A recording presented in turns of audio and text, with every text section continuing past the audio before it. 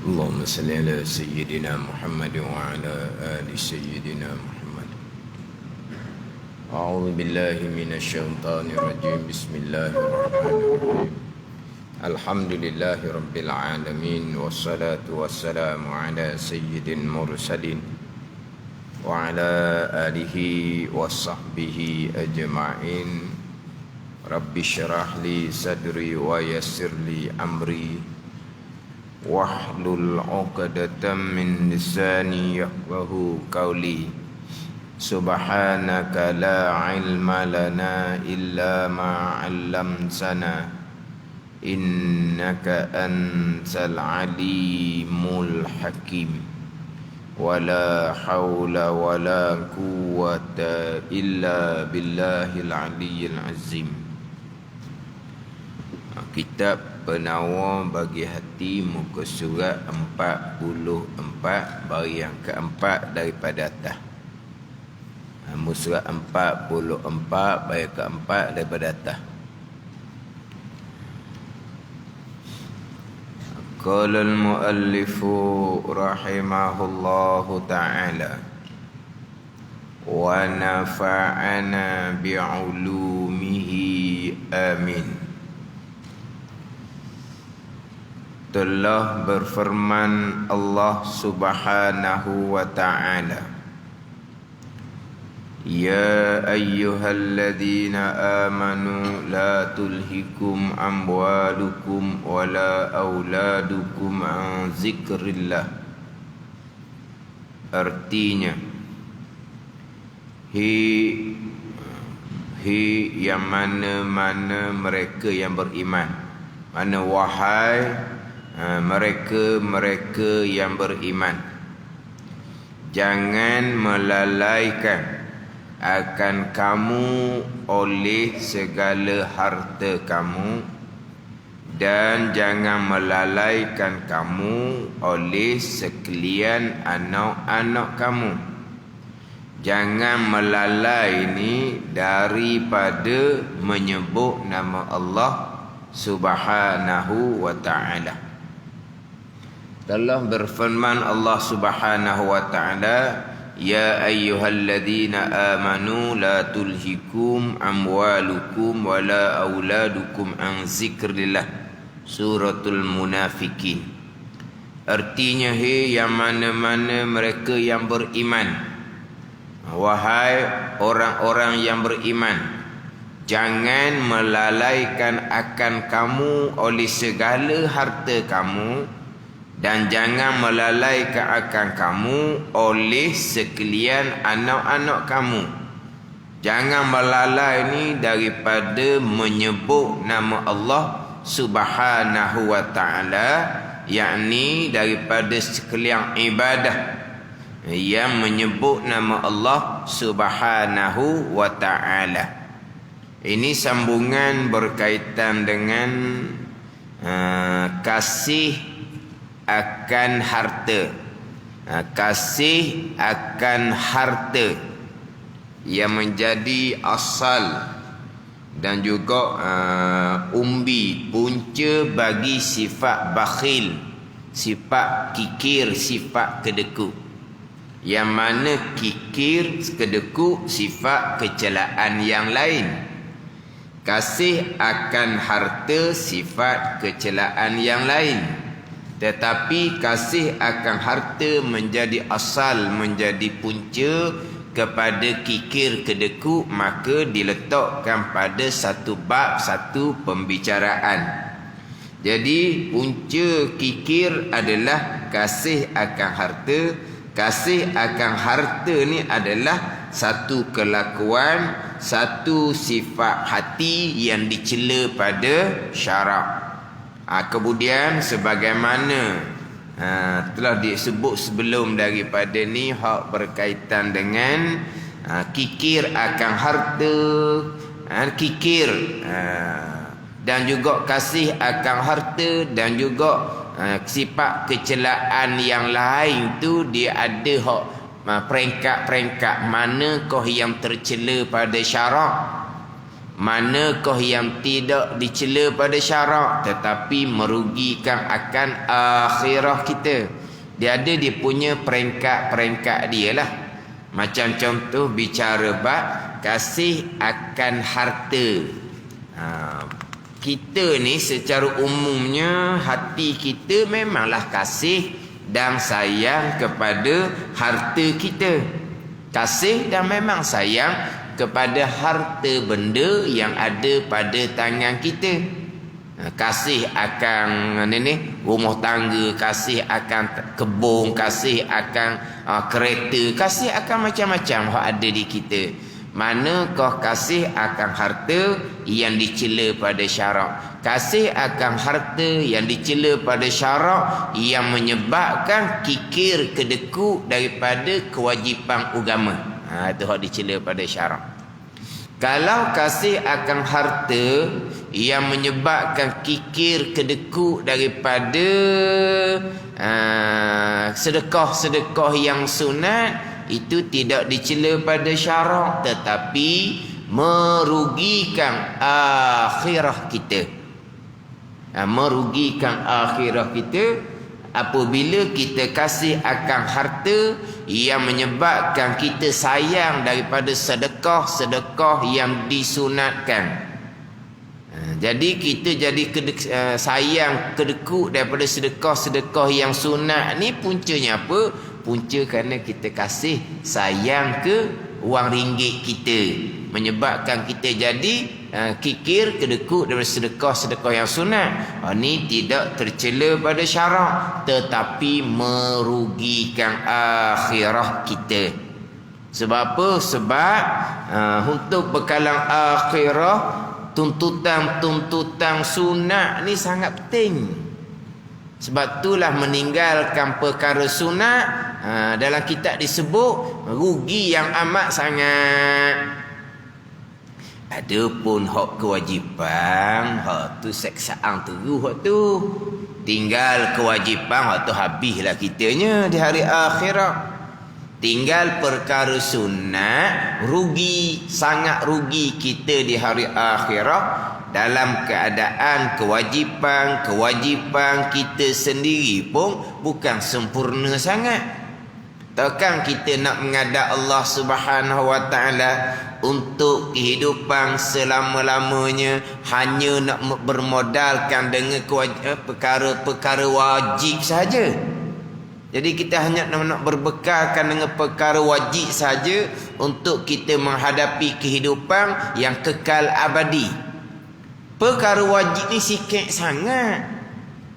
Perkara wajib sikit bukannya banyak. Kalau kita bicara bab nafkah keluarga hak wajib, tak banyak mana. Hak banyak-banyak tu hak ihsan, hak lebih dah tu. Hak lebih dah banyaknya hak dalam pembelanjaan kita dalam keluarga. Hak qada wajibnya hak bab makan minum, hak pakai, hak tempat tinggal. Hak wajibnya qada mana sahaja. Jadi hak banyak kitanya adalah ihsan perkara-perkara hak molek hak sunat-sunat. Ada ni. Kemudian kalaulah kewajipan zakat hanya 2.5 sahaja, 1/40 sahaja. Itu je hak kewajipannya. Tak banyak mana hak kewajipan ni. Hak banyak-banyaknya dah amal-amal sunat untuk bekalan kehidupan kita di hari akhirah yang kekal abadi. Penting hak bab-bab sunat ni. Cuma kita nak bicara sini hak berkaitan dengan sifat kecelaan. Nak faham situ. Hak sifat kecelaan. Kedekut mana hak kecelaan, kasih akan harta mana hak kecelaan, kasih akan kemegahan kedudukan hak manakah kecelaan. Kita bila ada kedudukan, ada pangkat, kita sayang kepada kedudukan dan pangkat kita. Hak manakah dicela pada syarak? Kasih akan dunia. Dicela pada syarak. Kasih akan dunia manakah yang dicela pada syarak?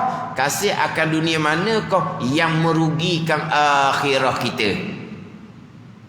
Bila kita masuk kepada bicara sifat-sifat kepujian sendiri pun, dia ada pangkat-pangkat dia. Tak sama. Dia ada pangkat dia. Jadi kita nak bicara bab hati ni, sama ada sifat kecelaan, sifat kepujian, kita kena faham molek satu-satu. Sebab kalau tak kena letak tak ada lah hak selamatnya. Kasih akan harta, semua kasih akan harta. Kasih akan dunia, semua kasih akan dunia. Termasuk dunia tu anak cucu kita, dunia lah tu. Itu perhiasan dunia. Anak cucu kita tu adalah perhiasan dunia. Siapa yang tidak kasih pada anak cucu? Kasih pada anak cucu termasuk di dalam kasih akan dunia. Hak mana kau dicela pada syarak? Kena faham satu-satu.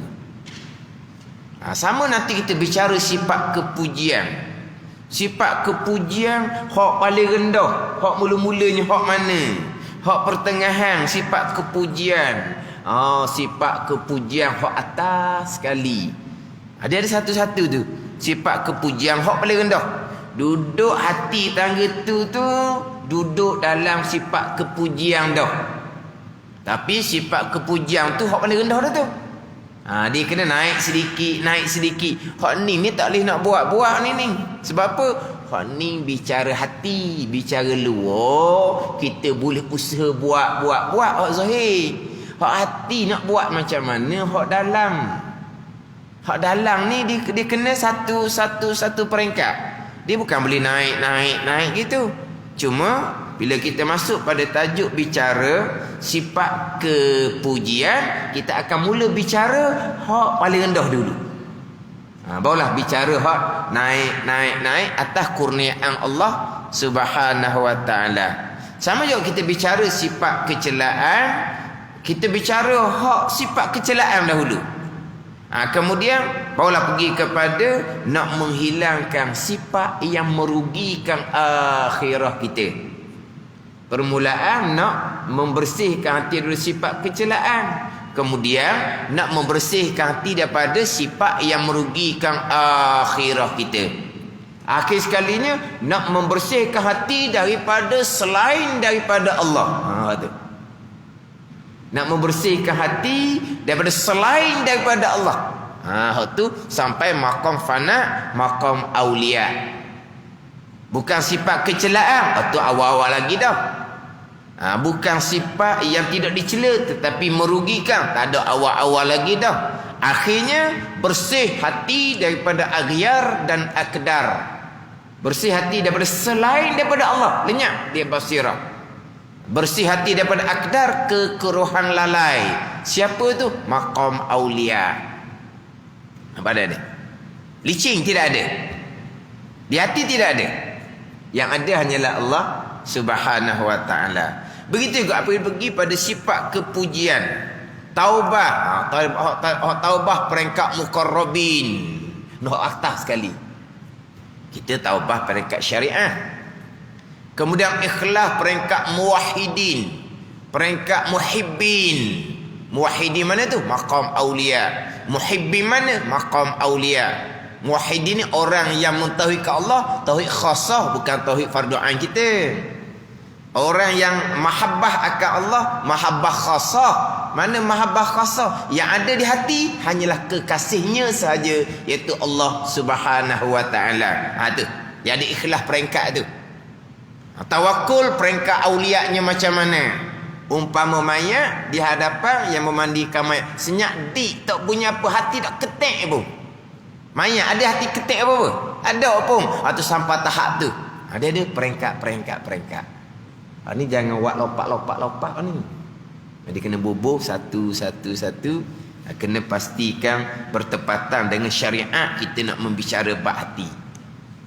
Kita nak bicara bab hati, kita nak bicara berlandaskan kepada syariah. Macam kita nak bicara apa kata kikir kedeku, nak bicara berkaitan dengan kasih akan harta. Bukan caranya untuk buang sifat kasih akan harta dengan buang harta di tangan, bukan. Bukan. Mana-mana ada harta, wak keluar ke semua infak fi sabilillah, maka hilanglah harta di hati. Tidak. Itu habis harta di tangan. Di hati sampai peringkat habis harta di tangan, hatinya macam mana? Tak dia nak buat tu. Ada ni. Hai nak buat. Kita perbanyakkan infak. Perbanyakkan infak, Allah Ta'ala akan ganti. Memanglah kita percaya seumpama tu. Sebagian dalam ayat, wa ma anfaqtum min syai'in fahuwa yukhlifuh. Dan apa sahaja yang kamu infakkan, maka Allah Ta'ala akan mengganti. Wa ma anfaqtum min syai'in fahuwa yukhlifuh. Apa-apa yang kamu infak, maka Allah Ta'ala akan ganti. Ganti itu bukan semestinya ganti atas sama dengan benda yang kita infak. Itu kena faham pula situ. Sebagaimana kata Sayyidina Ali karramallahu wajhah, anfiq ma fil jayb ya'ti kama fil ghaib. Infaklah kamu hak ada dalam saku kamu tu, nescaya akan datang kamu hak perkara yang gaib, hak kita tak nampak. Tapi hak macam mana? Atas kurniaan Allah Subhanahu wa taala. Memang kita percaya, kita yakin Allah Taala akan ganti apa perkara yang kita infak. Tapi Allah Ta'ala gantinya, ganti apa? Itu terserah kepada Allah Subhanahu wa ta'ala. Ada ni. Jangan kita peseng. Ni peseng tak betul lah orang panggil. Kita apa yang ada di kitanya tidak mencukupi belanja keluarga. Hak menjadi tanggungjawab kita sebagai ketua keluarga. Jadi pendapatan kita tidak mencukupi keperluan keluarga. Tak mencukupi. Contohnya, keperluan keluarga kita letaklah berapa? 1,000, 1,500, 2,000. Gitulah dah. Keperluan keluarga kita 2,000. Kau mana bandar ni? Keperluan asasi ni. Bukan hak bermewah-mewah ni. Keperluan kita 2,000 lah kita letak. Boleh tak? Tiba-tiba pendapatan kita 1,000, 1,500 je. Tak cukup ni, macam mana tak cukup ni? Kita infak hak tak cukup tu, Allah akan beri cukup 2,000 tu. Itu bukan cara bawa cara agama seumpama tu. Apabila kita keperluan hak menjadi kewajipan kepada kita tak mampu nak sempurnakan, kita tidak boleh nak derma sunat. Balik pada hukum syariat. Itu bukan jalan dia. Kita pendapatan tak cukup.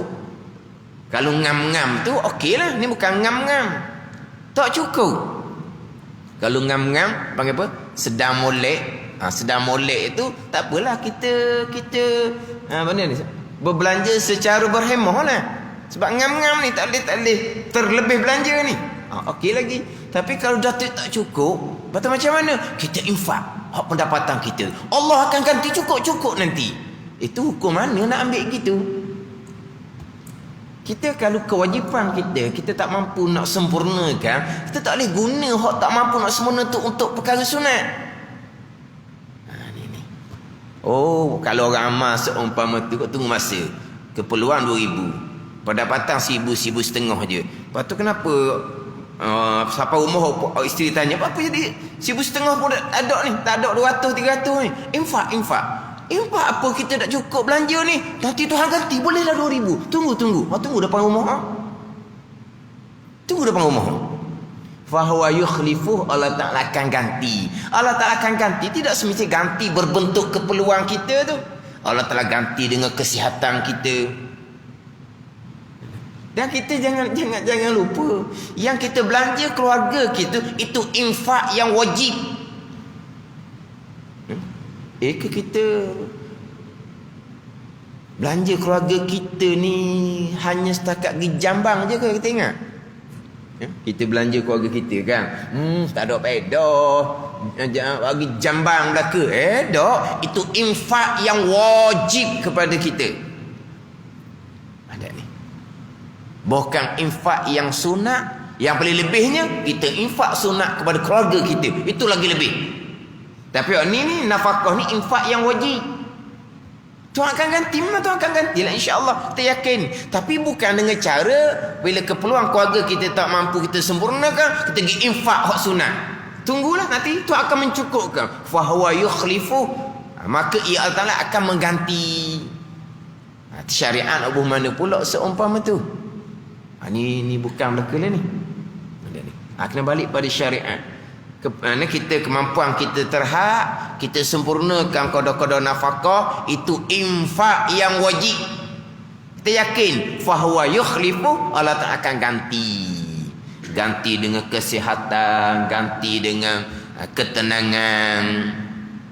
Kehidupannya agak tersepit, tapi kesihatannya molek, dapat ketenangan. Mari mana tu? Mari daripada apa yang engkau infakkan, Allah Ta'ala akan ganti. Allah Ta'ala ganti tu. Infak mana tu? Infak yang wajib, nafkah keluarga. Bukan semestinya kita nak pergi derma sunat-sunat kepada orang lain dalam keadaan kita nafkah keluarga tak cukup, kerana nak tunggu cukup 2,000 tu. Itu ajaran apa seumpama tu? Bukan tu. Ni kata bab-bab ni kena letak molek ni. Pembicaraan berkaitan dengan bab-bab hati ni. Kena rakung dengan bab-bab syariat zahir. Bab nafkah yang menjadi kewajipan kepada kita. Ini kena letak molek. Jadi kita bicara berkaitan dengan hati, dia ada peringkat-peringkat. Kikir kedeku yang dicela, kasih akan harta yang dicela, dan kikir kedeku kasih akan harta yang merugikan pada hari akhirah kita. Yang mana kasih akan harta terdahulunya melalaikan kita daripada zikrillah. Daripada zikrillah, mengingati Allah Subhanahu wa taala dengan mengerjakan ibadah dan meninggalkan larangan. Kita zikrillah ni bukan hanya pegang tasbih mengatik, bukan itu sahaja. Zikrillah ni kita mengingati akan hukum syariat Allah Subhanahu wa taala, wajib sunat. Zikrillah lah tu. Ni belajar ni majlis zikir. Sembahyang adalah untuk mengingati Allah Subhanahu wa taala. Sehingga kan kita cari nafkah, bekerja untuk cari nafkah, untuk menunaikan tanggungjawab kewajipan atas itu pun zikrillah. Jangan kita faham zikrillah kok pegang tasbih saja. Sempit dipanggil seumpama tu. Jadi kasih akan harta ni melalaikan kita daripada zikrillah. Ingat akan hukum hakam Allah, perintah Allah, wajib sunat. Hak wajib pun ditinggalkan, hak sunat pun ditinggalkan. Kenapa? Kerana kasih akan harta dan memalingkan hati pula kepada dunia. Ni kasih akan harta yang menyebabkan hati itu berpaling pada dunia dan teguh sangkutan hati kita dengan dunia, sehingga akan berat atas kitanya hati untuk berjumpa dengan Allah Subhanahu wa taala dengan bahawa sebut kematian tak suka dah. Sebut je kematian tak suka lalu dah. Dan takut akan kematian. Takut akan kematian. Sebab dia takut akan kematian? Sebab hati sakut dengan dunia ni, sakut sangat-sangat. Hati sakut sangat dengan dunia. Kasih akan harta akan memalingkan hati pada dunia, terdahulu kita baca minggu lepas, dan meneguhkan, mengkuatkan akan sangkutan hati kita dengan dunia. Apabila sangkutan hati dengan dunia kita kuat teguh, hingga berat hati kita berjumpa dengan Allah Subhanahu wa taala, dengan bahawa sebut kata mati tabuhlah kitanya, takut kita akan kematian. Walahal nanti akan masuk pada sifat kepujian yang ke-10 dalam kitab Penuh Bagi Hati ni adalah ingat akan mati. Ingat akan mati inilah yang berlawanan dengan kasih akan dunia. Ingat akan mati berlawanan dengan kasih akan dunia. Sebab ingat akan mati ni akan memutuskan kesedapan dunia. Hak Nabi berkata, "Aksiru min zikri hazimil lazzat al-maut." Nabi kata, perbanyakkan oleh kamu akan menyebut perkara yang memutuskan segala kesedapan dunia. Apa dia? Matilah. Dan kita cakap sedap-sedap ya cerita kematian. Allah orang tengah sedap-sedap cerita, duk cerita kematian. Sakaklah kitanya. Tapi apabila hati itu teguh dengan dunia, hati kita berat untuk ingat akan hari mati. Sebut hari mati pun tak mahu, takut dengan kematian. Sebab apa? Sebab hati kita dunia. Hati kita teguh, terikat dengan dunia, berpunca daripada kasih akan harta. Bila hati kita berat akan berjumpa dengan Allah Subhanahu Wa Taala, dibimbangi pada masa kita nak mati. Dah kita tak mugi kan? Akhirnya malaikat cabut nyawa kita. Sempat tak kita ingat akan Allah Subhanahu Wa Taala. Sebab itulah bicara bab dunia ni kena mujahadah sedikit lah. Sebab dunia ni benda zahir. Pandangan mata kita nampak dunia, akhirah kepercayaan hati. Dunia pandangan mata. Jadi hak kuat kita adalah pandangan mata. Jadi nak hilang kasih akan dunia, ini orang awam. Tapi satu peringkat tu nak mengurangkan kasih akan harta, kasih akan dunia, nak sentiasa ingat akan kematian. Bila kita ingat akan kematian, kita akan perbanyakkan amal wajib sunat. Hak wajibnya zakat, nafkah. Hak sunat sedekah. Jadi mudah-mudah kita sedekah. Sebab apa? Sebab ingat akan kematian. Kematian sentiasa berlaku di sekeliling kita. Kematian sentiasa berlaku di sekeliling kita. Yang lebih muda daripada kita, yang lebih sihat daripada kita, seorang-seorang pergi. Apa yang dibawa? Kita sampai masa macam mana? Kena ingat akan kematian akan mengurangkan kasih akan dunia, mengurangkan kasih akan harta. Maka ringanlah kitanya untuk melakukan sedekah yang disunatkan kepada kita. Apa nak cerita bab sedekah sunat? Kewajipan kita selesai. Kalau kewajipan tak selesai, nafkah pun tak sempurna, tak sudah bicara bab sedekah lah. Sempurnakan infak kewajipan kita tu. Memang Allah Taala akan ganti. Wa ma anfaqtum min syai'in fa huwa yukhlifuh. Dan apa-apa yang kamu infakkan daripada sesuatu, maka Allah Taala akan ganti. Infak mana tu? Infak hak wajib lah dahulu. Nafkah keluarga kita sendiri. Tak cukup nafkah keluarga, suruh sedekah hak sunat. Lepas tu Tuhan akan ganti. 2,000 tak cukup nafkah kita 2,000. Pendapatan kita 1,000 lebih je. Derma-derma hak 1,000 lebih tu. Lepas tu Tuhan akan cukuplah 2,000 tu. Apa nak bawa seumpama tu? Jauh pemahaman tu. Jadi kita kena ada satu peringkat pada pembicaraan bab hati ni. Mana kita kena sentiasa ingat akan akhirah, ingat hari kematian. Tambahan kita ni. Kita Kuala Terengganu ni merah dah. Merah. Hijau molek-molek nak jadi merah. Merah tapi merah-merah pun hak import dah. Bukan hak penularan tempatan dah. Alhamdulillah lah, hari ni keluar hak Maidam membenarkan ini masjid beroperasi macam biasa, termasuk aktiviti kuliah di masjid pun dibenarkan. Ni keluar dah surat hari ni daripada pihak Maidam, Majlis Agama. Alhamdulillah lah. Tapi ingat baiklah, jaga SOP molek. Jaga SOP molek. Tapi kita ni biasalah, pengajian berkitab ni berskala kecil sahaja. Untuk jaga penjarakan tu insya-Allah lah. Berkitab berskala kecil sajalah, cukup lah, boleh lah untuk penjarakan tu. Lepas tu kita jagalah hak lain tu pula, hak SOP yang lain tu.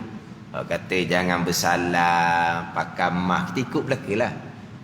Alhamdulillah lah bukan dia Jumaat dengan jemaah tu memang dibenarkan. aktiviti kuliah pun dibenarkan ni pada masa PKPB ni. Sebab ni kita dalam keadaan seumpama ni, kita nak kepada perbanyakkan ilmu dan amal lah masa-masa gini ni. Ilmu amal dia panggil apa? Dia panggil, ada orang sebut dia panggil terapi dia kata. Untuk terapi kita menghadapi ujian Covid yang berpanjangan ni, bila nak selesai. Terapi dia majlis ilmu lah.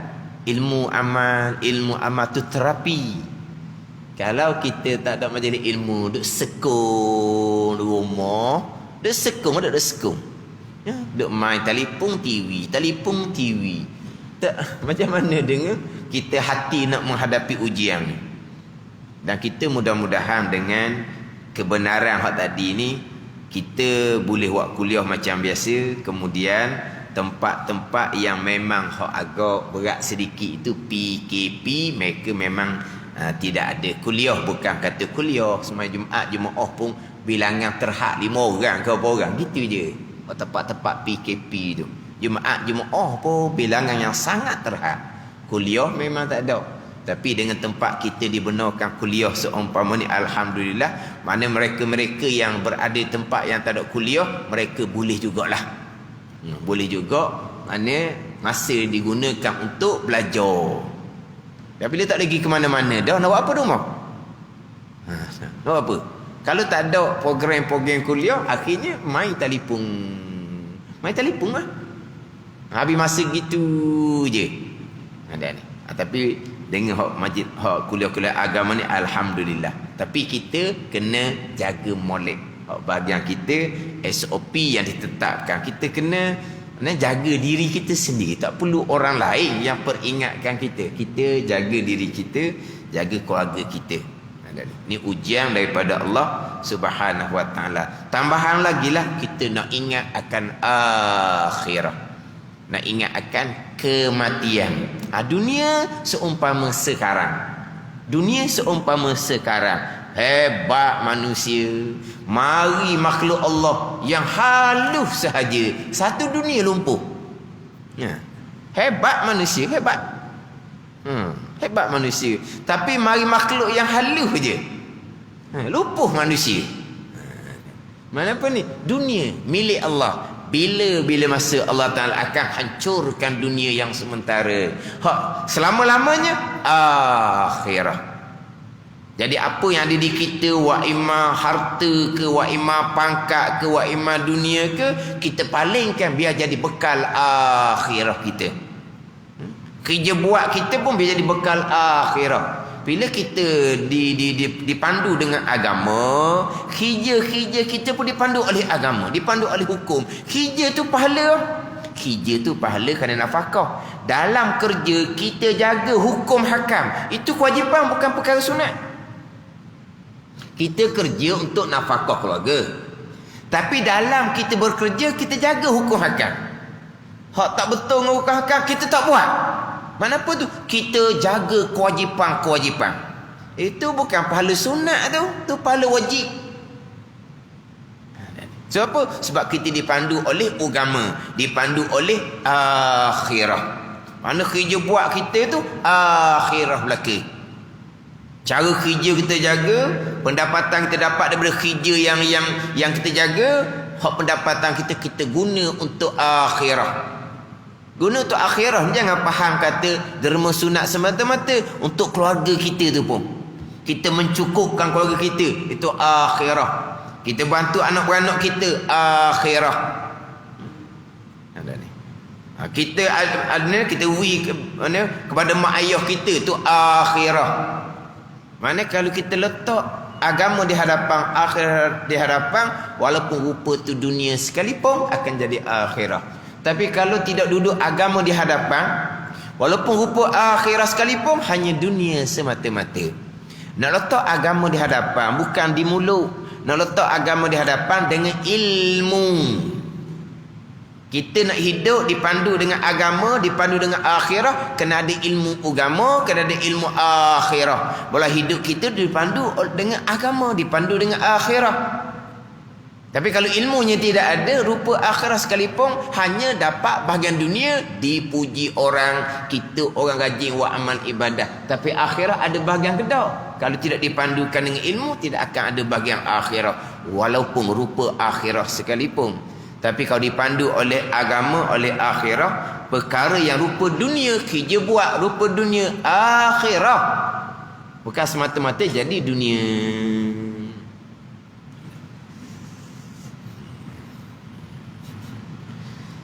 Pihak masjid pun ada pesan juga tu. Tu Ustaz, peringat baliklah tadi. Dah dapat dah kebenaran ni, peringatlah balik supaya kita sama-sama ikut peraturan. Alhamdulillah lah, ternanti-nanti juga. Hari Rabu, hari Khamis. Hari Khamis keluarlah surah Alhamdulillah. Untuk kita negeri Terengganu. Untuk negeri Terengganu kita, mana berjemaah, Jumaat tu macam biasa. Kuliah aktiviti kuliah tu diteruskan. Telah berfirman Allah Ta'ala, ya ayyuhallazina amanu la tulhikum amwalukum wala auladukum an zikrillah. Artinya yang mana-mana mereka yang beriman, jangan melalaikan akan kamu oleh segala harta kamu, dan jangan melalaikan akan kamu oleh sekalian anak kamu. Jangan melalai daripada menyebut nama Allah Subhanahu wa ta'ala, daripada beribadah kepada Allah Subhanahu wa ta'ala. Jangan kerana dunia, jangan kerana harta, jangan kerana anak kamu menyebabkan berpaling daripada syariat Allah Subhanahu wa ta'ala. Jangan kerana harta menyebabkan hukum hakamnya kita letak di belakang. Jangan kerana anak-anak hukum hakamnya kita letak di belakang. Tu. Mana kita kena sentiasa menyebut nama Allah, ingat akan hukum hakam Allah Subhanahu wa ta'ala. Jangan kerana harta, jangan kerana anak menyebabkan kita berpaling daripada, lalai daripada menyebut nama Allah Subhanahu wa ta'ala. Yang mana harta, yang mana anak, itu bukan dicela pada syarak. Itu adalah kurniaan Allah Subhanahu wa ta'ala, ujian kepada kita. Dan berfirman Allah Subhanahu wa ta'ala, innama amwalukum wa auladukum fitnah. Artinya hanya segala harta kamu dan sekalian anak kamu percubaan atas kamu daripada Allah Subhanahu wa ta'ala. Itu ujian daripada Allah. Harta, anak, percubaan, ujian daripada Allah Subhanahu wa ta'ala.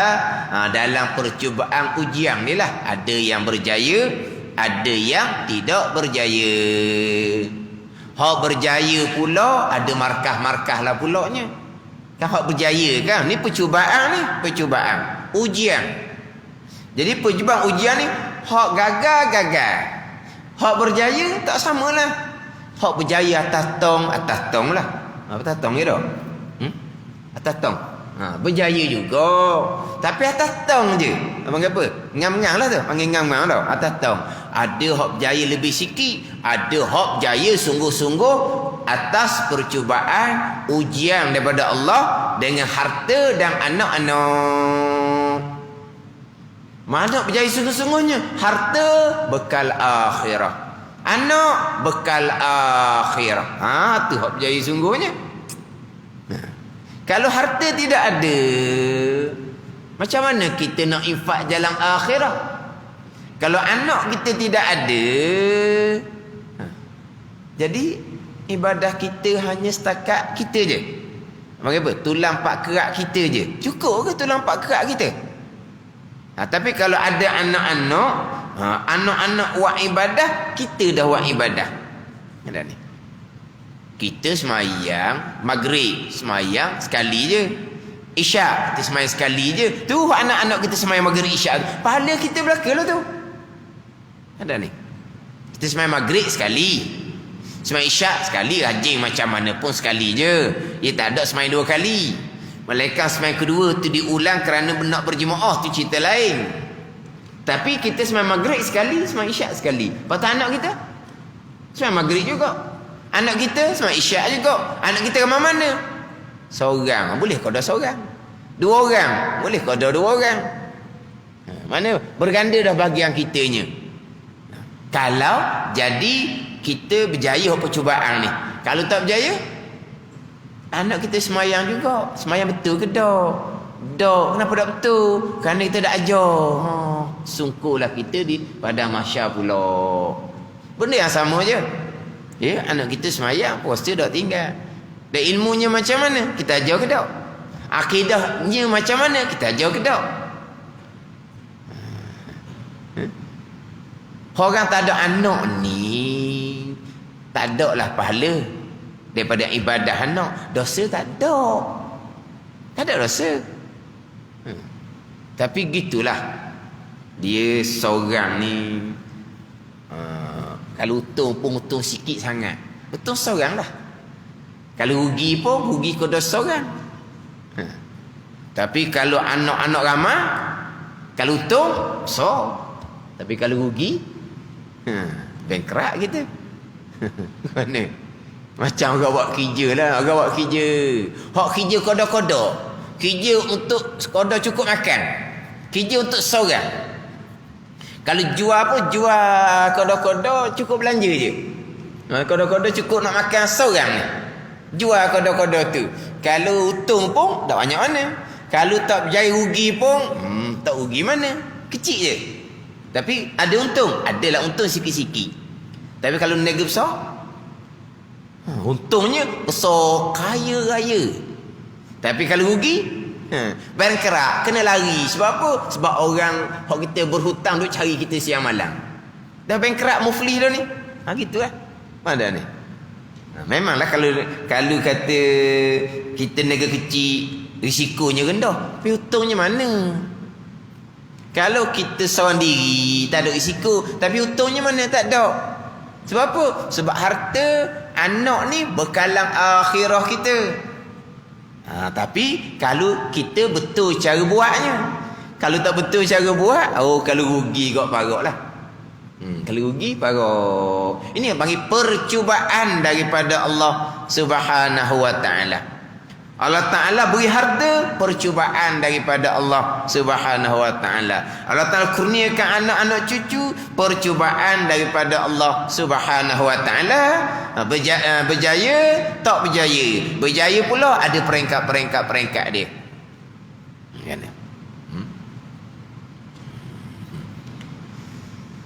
Kita harta ni akan dikira macam mana harta kita dapat. Macam mana harta kita tasarruf kita gunakan. Kemudian anak-anak kita pun sama. Kita akan dipersoalkan. Kullukum ra'in wa kullukum mas'ulun an ra'iyatih. Tiap-tiap kamu ni ada tanggungjawab. Kamu akan ditanya daripada tanggungjawab kamu. Yang Nabi kata, cukup dah nisbah dengan dosa mereka yang menghampakan keluarga dia daripada kewajipan agama. Cukup dah dosa. Mereka-mereka yang menghampakan agama daripada mereka dia bertanggungjawab.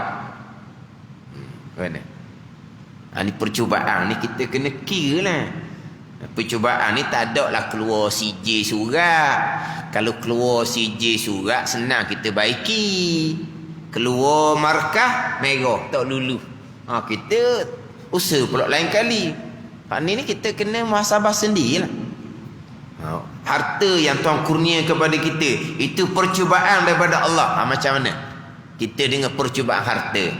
Anak-anak cucu kurniaan daripada Allah, percubaan daripada Allah. Macam mana kita lepas dak percubaan, ujian daripada Allah Subhanahu wa taala, lepas ke dak kitanya.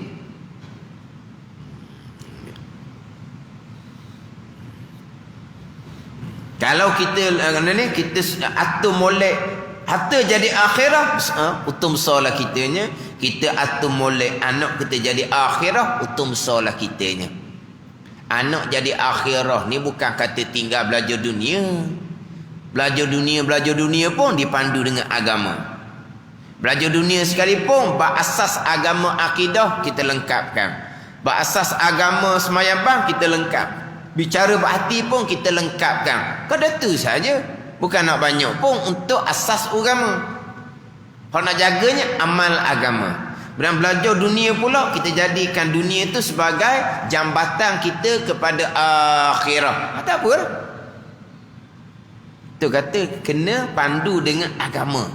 Pandu dengan ilmu agama. Dunia sekalipun jadi akhirah. Tidak pandu dengan agama, dengan ilmu agama, rupa akhirah sekalipun tidak akan jadi akhirah, hanya jadi dunia. Nampak anak kita, cucu kita semayang puasa tak tinggal. Tapi dipandukan oleh agama ke tidak? Pegangan macam mana? Tak pernah pedulikan. Lepas tu semayabang dengan ilmu ke tak? Tidak pernah dipedulikan. Macam mana tu? Itu bukan jadi akhirah kepada kita. Walaupun rupa zahirnya akhirah. Semayang puasa tak tinggal. Bukan setakat dia jadi akhirah. Kita pula yang akan dipertanggungjawabkan kerana kita tidak menunaikan tanggungjawab kita. Sebagai ibu bapa melengkapkan ilmu agama yang secukupnya kepada anak-anak kita sebelum mereka masuk umur baligh. Macam mana kita percubaan, ujian daripada Allah dengan harta dan juga dengan anak. Kita belajar asas, kita nak perbetulkan hak tu lah. Kita nak perbetulkan hak tu. Kesilapan kita perbetulkan. Kita bertaubat kepada Allah Subhanahu wa taala. Kita manusia biasa, banyak kecuaian, banyak kesalahan, tapi pintu taubahnya sentiasa terbuka. Tapi kita nak pintu taubahnya, mana pintu taubah dia? Nak cari pintu taubah, inilah kita belajar molek. Pintu taubah terbuka, tapi kita masuk ke pintu taubah ke tak? Nak bertaubah, syarat utamanya ilmu. Kita dahulu ilmu ke tak? Memang pintu taubah sentiasa terbuka. Kita harap keampunan Allah Subhanahu wa taala. Kita harap rahmat Allah, kurniaan Allah Subhanahu wa taala. Raja, harap, tapi harap ni kena buat asbab. Kalau tidak asbab dipanggil taman ni angan-angan. Itu bukan harap. Harap keampunan Allah. Lepas tu kita bertaubah ke tidak? Kita belajar ke tidak? Itu bukan harap. Nanti dia akan bicara dalam kitab Penuh Bagi Hati. Bicara bab khauf, sifat mahmudah yang kedua, khauf, takut akan Allah. Dia akan regukan dengan raja, harap akan keampunan Allah, rahmat Allah, kurniaan Allah. Apa dia harap? Harap ni serta dengan buat asbab. Buat asbab. Itu dia panggil harap.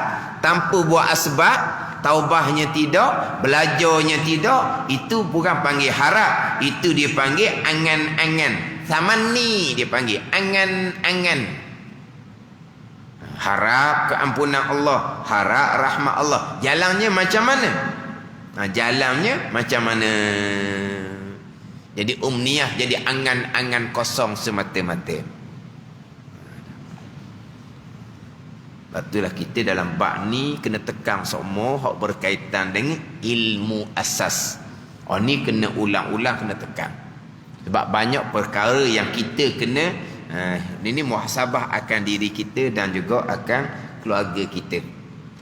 Ni nak melepasi percubaan, ujian daripada Allah Subhanahu wa taala. Mati kita bila-bila masa. Mati kita bila-bila masa. Ujian besar daripada Allah Subhanahu wa taala. Jadi segala harta kamu dan sekalian anak kamu percubaan atas kamu daripada Allah Subhanahu wa taala, berjaya ataupun tidak berjaya. Berjaya pula, berjaya qada mana. Kalau berjaya hak paling tinggi sekali, ni harta anak-anak akan jadi bekalan yang besar kepada kita pada hari akhirat. Dan bersabda Nabi sallallahu alaihi wasallam, la tattakhizul dai'ata fataghrabu fid dunya. Artinya jangan menjadikan oleh kamu akan kampung yakni kebun yang diambil daripada penghasilan, maka sebab bagi kamu gemar akan dunia. Jangan kerana hasilan yang kamu dapat daripada kebun tu, keuntungan yang kamu dapat dari kebun tu menyebabkan kamu gemar kepada dunia.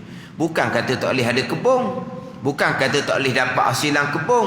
Jangan kerana hasilan tu menjadi sebab bagi kamu gemar kepada dunia. Bukan suruh kata jangan buat kebun, jangan buat kerja, bukan. Tapi hak kerjaan kita, hasilan yang kita dapat dari kerjaan kita, jangan jadi kamu tu gemar kasih akan dunia. Jangan gemar akan dunia, bukan tinggal pekerjaan dunia, bukan tinggal berkebun, bukan tinggal nak dapat keuntungan kebun, bukan tinggal kerja untuk dapat keuntungan kerja, bukan. Tapi jangan jadikan kebun kerjaan tu dapat ada keuntungan yang terdapat jadi sebab bagi gemar kepada dunia. Hak tu hak Nabi larang, gemar pada dunia. Bukan Nabi larang berkebun, bukan Nabi larang bekerja untuk dapat keuntungan dunia, bukan. Tapi jangan keuntungan tu menyebabkan sebab bagi gemar kamu pada dunia. Wallahu a'lam. Bismillahirrahmanirrahim. Alhamdulillahirabbil alamin, wassalatu wassalamu ala sayyidil mursalin wa ala alihi wa sahbihi ajma'in. Allahumma ftah alaina futuhal arifin, Allahumma allimna ilma akdamin, wa fahimna famasabikin, warzuqna ruqat talibin. Allahumma zidna ilma wa alhiqna bis salihin. Wa sallallahu ala sayyidina Muhammadin wa ala alihi wa sahbihi wa sallam, walhamdulillahi rabbil alamin.